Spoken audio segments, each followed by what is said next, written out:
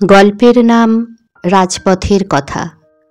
লেখক রবীন্দ্রনাথ ঠাকুর। পাঠ করছি আমি, দীপা পান। আমি রাজপথ। অহল্যা যেমন মুনির শাপে পাষাণ হইয়া পড়িয়াছিল, আমিও যেন তেমনি কাহার শাপে চিরনিদ্রিত সুদীর্ঘ অজগর সর্পের ন্যায় অরণ্য পর্বতের মধ্য দিয়া বৃক্ষশ্রেণীর ছায়া দিয়া সুবিস্তীর্ণ প্রান্তরের বক্ষের উপর দিয়া দেশ দেশান্তর বেষ্টন করিয়া বহুদিন ধরিয়া জড় শয়নে শয়ান রহিয়াছি।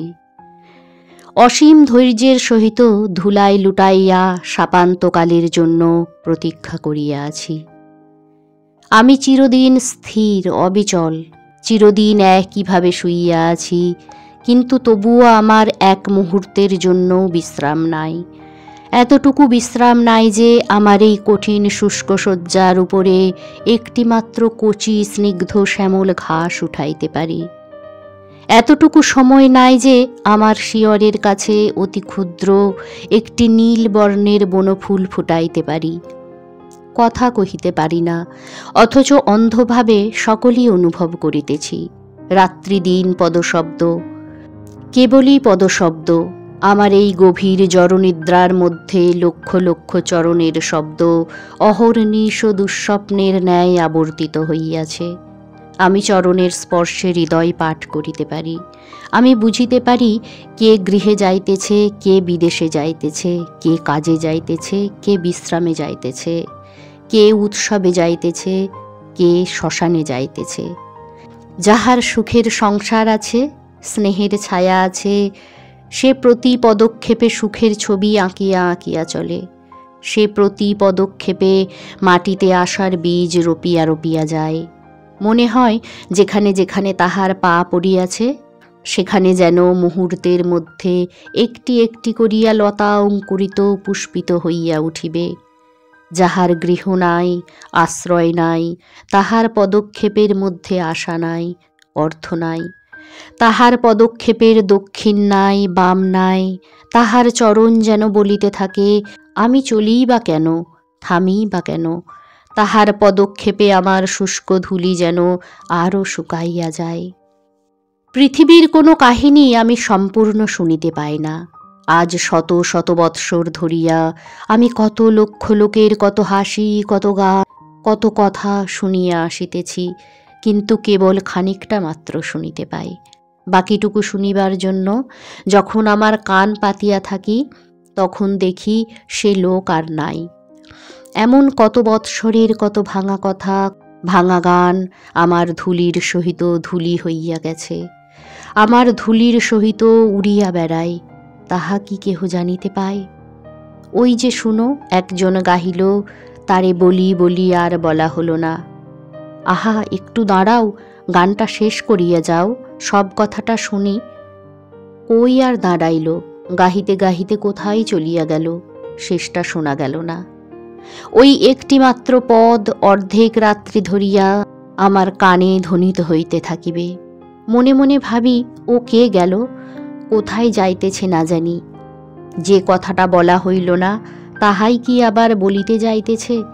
এবার যখন পথে আবার দেখা হইবে, সে যখন মুখ তুলিয়া ইহার মুখের দিকে চাহিবে, তখন বলি বলি করিয়া আবার যদি বলা না হয়, তখন নত শির করিয়া মুখ ফিরাইয়া অতি ধীরে ধীরে ফিরিয়া আসিবার সময় আবার যদি গায়, তারে বলি বলি আর বলা হলো না। সমাপ্তি ও স্থায়িত্ব হয়তো কোথাও আছে, কিন্তু আমি তো দেখিতে পাই না। একটি চরণ চিহ্নও তো আমি বেশিক্ষণ ধরিয়া রাখিতে পারি না। অবিশ্রাম চিহ্ন পড়িতেছে, আবার নূতন পদ আসিয়া অন্য পদের চিহ্ন মুছিয়া যাইতেছে। যে চলিয়া যায় সে তো পশ্চাতে কিছু রাখিয়া যায় না। যদি তাহার মাথার বোঝা হইতে কিছু পড়িয়া যায়, সহস্র চরণের তলে অবিশ্রাম দলিত হইয়া কিছুক্ষণেই তাহা ধূলিতে মিশাইয়া যায়। তবে এমনও দেখিয়াছি বটে, কোনো কোনো মহাজনের পুণ্যস্তূপের মধ্য হইতে এমন সকল অমর বীজ পড়িয়া গেছে, যাহা ধূলিতে পড়িয়া অঙ্কুরিত ও বর্ধিত হইয়া আমার পার্শ্বে স্থায়ী রূপে বিরাজ করিতেছে এবং নূতন পথিক দিগকে ছায়া দান করিতেছে। আমি কাহারও লক্ষ্য নহি, আমি সকলের উপায় মাত্র। আমি কাহারও গৃহ নহি, আমি সকলকে গৃহে লইয়া যাই। আমার অহরহ এই শোক, আমাতে কেহ চরণ রাখে না, আমার উপরে কেহ দাঁড়াইতে চাহে না। যাহাদের গৃহ সুদূরে অবস্থিত তাহারা আমাকেই অভিশাপ দেয়।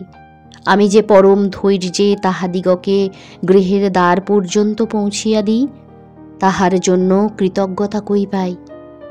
গৃহে গিয়া বিরাম, গৃহে গিয়া আনন্দ, গৃহে গিয়া সুখ সম্মিলন, আর আমার উপরে কেবল শ্রান্তির ভার, কেবল অনিচ্ছাকৃত শ্রম, কেবল বিচ্ছেদ।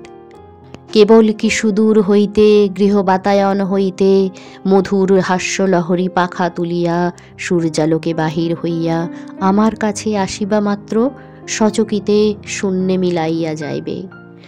গৃহের সেই আনন্দের কণা আমি কি একটুখানি পাইব না? কখনো কখনো তাহাও পাই। বালক বালিকারা হাসিতে হাসিতে কলরব করিতে করিতে আমার কাছে আসিয়া খেলা করে। তাহাদের গৃহের আনন্দ তাহারা পথে লইয়া আসে। তাহাদের পিতার আশীর্বাদ, মাতার স্নেহ গৃহ হইতে বাহির হইয়া পথের মধ্যে আসিয়াও যেন গৃহ রচনা করিয়া দেয়।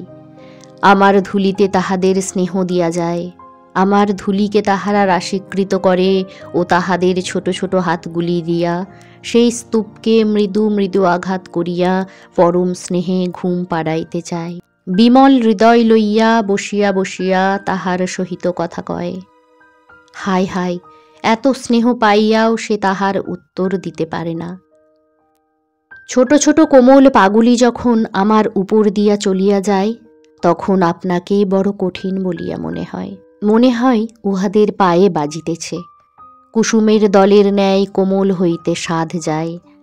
রাধিকা বলিয়াছেন, যাহা যাহা অরুণচরণ চলি যাতা, তাহা তাহা ধরণী হইয়ে মুঝগাতা।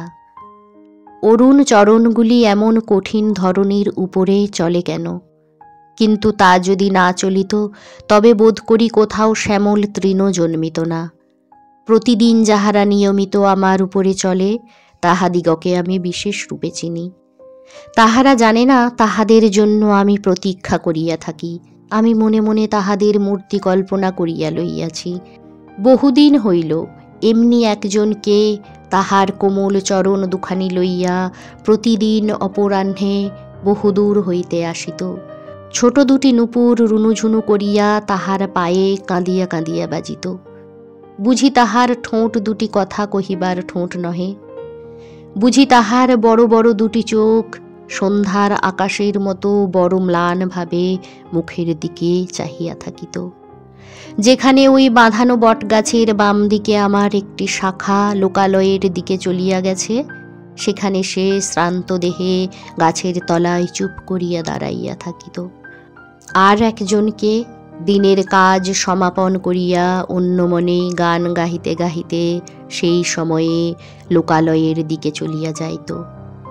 সে বোধ করি কোনো দিকে চাহিত না, কোনোখানে দাঁড়াইত না, হয়তো বা আকাশের তারার দিকে চাহিত। তাহার গৃহের দ্বারে গিয়া পূরবী গান সমাপ্ত করিত। সে চলিয়া গেলে বালিকা শ্রান্ত পদে আবার যে পথ দিয়া আসিয়াছিল সেই পথে ফিরিয়া যাইত।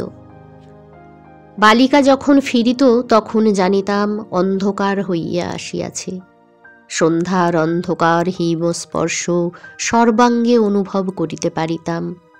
তখন গোধূলির কাকের ডাক একেবারে থামিয়া যাইত। পথিকেরা আর কেহ বড় চলিত না। সন্ধ্যার বাতাসে থাকিয়া থাকিয়া বাঁশবন ঝরঝর ঝরঝর শব্দ করিয়া উঠিত। এমন কতদিন, এমন প্রতিদিন সে ধীরে ধীরে আসিত, ধীরে ধীরে যাইত। একদিন ফাল্গুন মাসের শেষাশেষি অপরাহ্নে, যখন বিস্তর আম্রমুকুলের কেশর বাতাসে ঝরিয়া পড়িতেছে, তখন আর একজন যে আসে সে আর আসিল না। সেদিন অনেক রাত্রে বালিকা বাড়িতে ফিরিয়া গেল। যেমন মাঝে মাঝে গাছ হইতে শুষ্ক পাতা ঝরিয়া পড়িতেছিল, তেমনি মাঝে মাঝে দুই এক ফোঁটা অশ্রুজল আমার নীরস তপ্ত ধূলির উপরে পড়িয়া মিলাইতেছিল। আবার তাহার পরদিন অপরাহ্নে বালিকা সেইখানে সেই তরুতলে আসিয়া দাঁড়াইল, কিন্তু সেদিনও আর একজন আসিল না। আবার রাত্রে সে ধীরে ধীরে বাড়ি মুখে ফিরিল। কিছু দূরে গিয়া আর সে চলিতে পারিল না। আমার উপরে ধূলির উপরে লুটাইয়া পড়িল। দুই বাহুতে মুখ ঢাকিয়া বুক ফাটিয়া কাঁদিতে লাগিল। কে গামা, আজি এই বিজন রাত্রে আমার বক্ষেও কি কেহ আশ্রয় লইতে আসে? তুই যাহার কাছ হইতে বাড়ি ফিরিয়া আসিলি, সে কি আমার চেয়েও কঠিন? তুই যাহাকে ডাকিয়া সাড়া পাইলি না, সে কি আমার চেয়েও মুখ? তুই যাহার মুখের পানে চাহিলি, সে কি আমার চেয়েও অন্ধ? বালিকা উঠিল, দাঁড়াইল, চোখ মুছিল, পথ ছাড়িয়া পার্শ্ববর্তী বনের মধ্যে চলিয়া গেল। হয়তো সে গৃহে ফিরিয়া গেল, হয়তো এখনো সে প্রতিদিন শান্ত মুখে গৃহের কাজ করে, হয়তো সে কাহাকেও কোনো দুঃখের কথা বলে না, কেবল এক এক দিন সন্ধ্যাবেলায় গৃহের অঙ্গনে চাঁদের আলোতে পা ছড়াইয়া বসিয়া থাকে। কেহ ডাকিলেই আবার তখনই চমকিয়া উঠে ঘরে চলিয়া যায়। কিন্তু তাহার পরদিন হইতে আজ পর্যন্ত আমি আর তাহার চরণ স্পর্শ অনুভব করি নাই। এমন কত পদশব্দ নীরব হইয়া গেছে, আমি কি এত মনে করিয়া রাখিতে পারি? কেবল সেই পায়ের করুণ নূপুর ধ্বনি এখনো মাঝে মাঝে মনে পড়ে। কিন্তু আমার কি আর একদণ্ড শোক করিবার অবসর আছে? শোক কাহার জন্য করিব? এমন কত আসে কত যায়। কি প্রখর রৌদ্র! উহু, একবার নিঃশ্বাস ফেলিতেছি, আর তপ্ত ধূলা সুনীল আকাশ ধূসর করিয়া উড়িয়া যাইতেছে। ধনী দরিদ্র, সুখী দুঃখী, জরা যৌবন, হাসি কান্না, জন্ম মৃত্যু সমস্তই আমার উপর দিয়া একই নিঃশ্বাসে ধূলির স্রোতের মতো উড়িয়া চলিয়াছে। এই জন্য পথের হাসিও নাই, কান্নাও নাই। গৃহই অতীতের জন্য শোক করে, বর্তমানের জন্য ভাবে, ভবিষ্যতের আশাপথ চাহিয়া থাকে।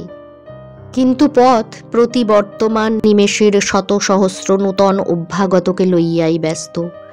এমন স্থানে নিজের পদগৌরবের প্রতি বিশ্বাস করিয়া, অত্যন্ত সদর্পে পদক্ষেপ করিয়া কে নিজের চিরচরণ চিহ্ন রাখিয়া যাইতে প্রয়াস পাইতেছে?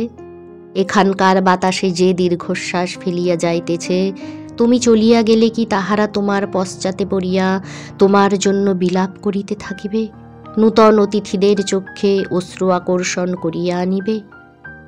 বাতাসের উপরে বাতাস কি স্থায়ী হয়? না না, বৃথা চেষ্টা।